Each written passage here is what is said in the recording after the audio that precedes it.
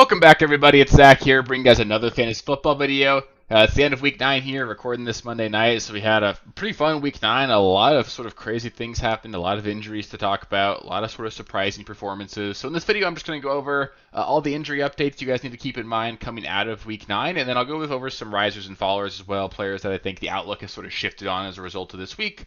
If there's any players I don't mention that you want opinions on, feel free to let me know in the comments. I'll be happy to give you guys my opinions on them, and hopefully you guys find these videos useful. It's a lot of fun for me to make them. Good way of sort of summarizing what we learned each week.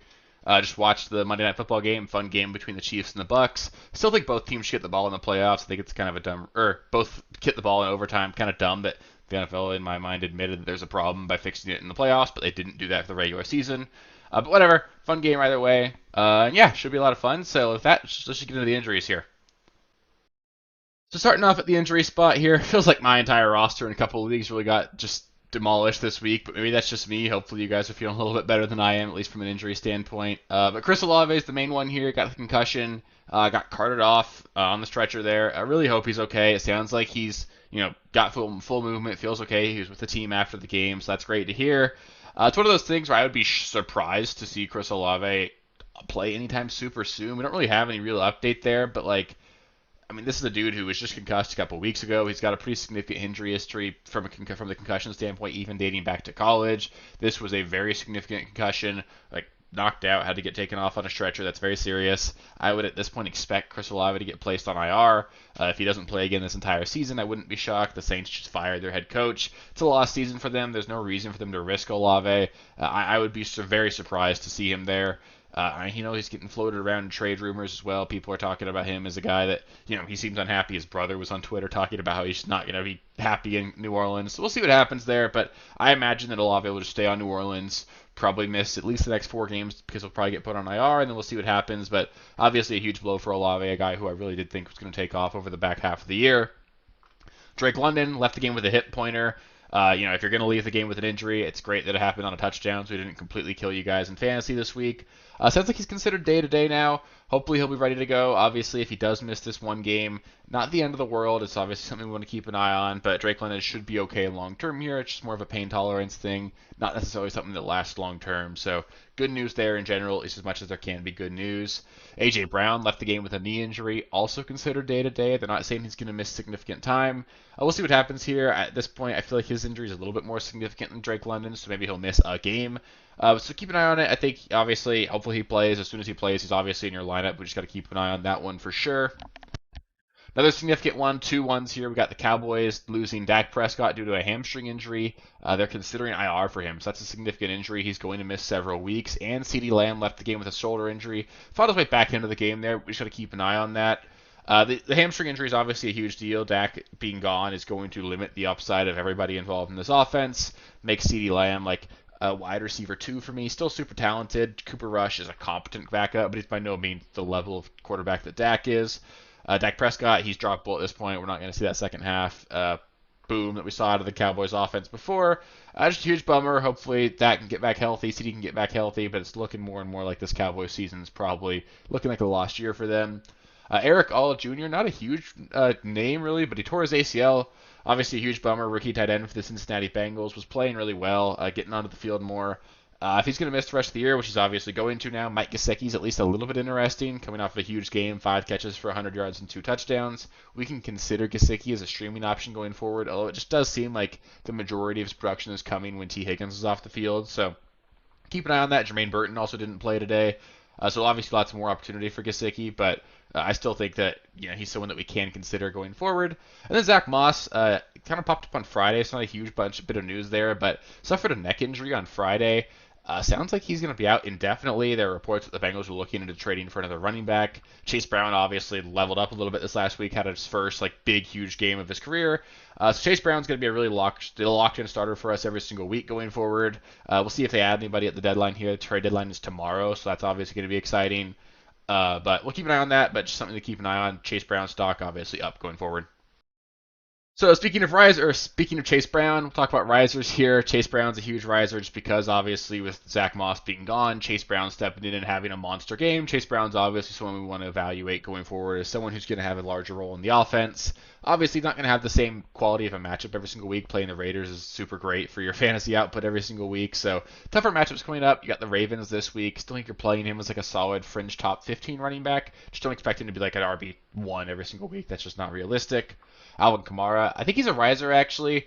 He's just so necessary to this offense now, especially with Chris Olave gone. You're going to see Kamara probably lead the team in rushing and receiving several weeks going forward. He's the focal point of the offense. He's the only guy they're going to really be able to do anything with. So Kamara's a guy that I think is still a really solid RB1. Darnell Mooney, he's a riser.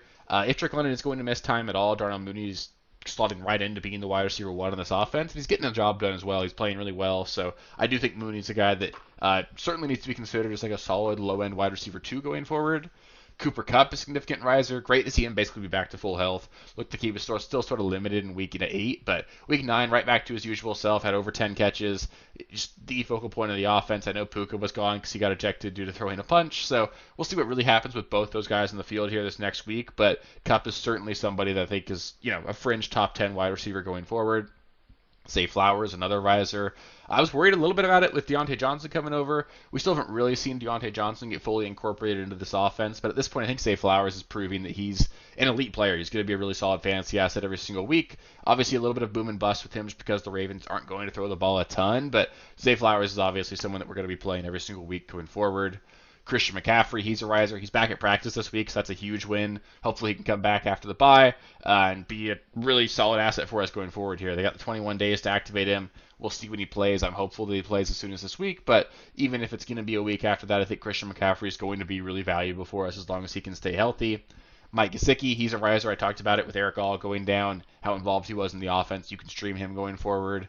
Devon Achane, obviously a huge riser. Just looks like he could be the RB1 in fantasy the rest of the way. Super involved. He's like the leading receiver for the Dolphins and the leading running back. He's a monster. He's getting the job done. 2 is raising the ceiling of this offense. You want Achane everywhere. J.K. Dobbins, a nice riser as well. He scored twice this week. Had a couple longer runs. It was great to see that. I was a little bit worried that he was sort of losing his grip on the job. Not really. I'm not really worried about Kamon Vidal just taking the job there. But Dobbins just wasn't looking great for a few weeks. He looked a lot better this week. The Chargers look like they're better on offense as well, so there could be more scoring opportunities going forward. I think Dobbins is going to be a solid, fringe top 15 running back every week.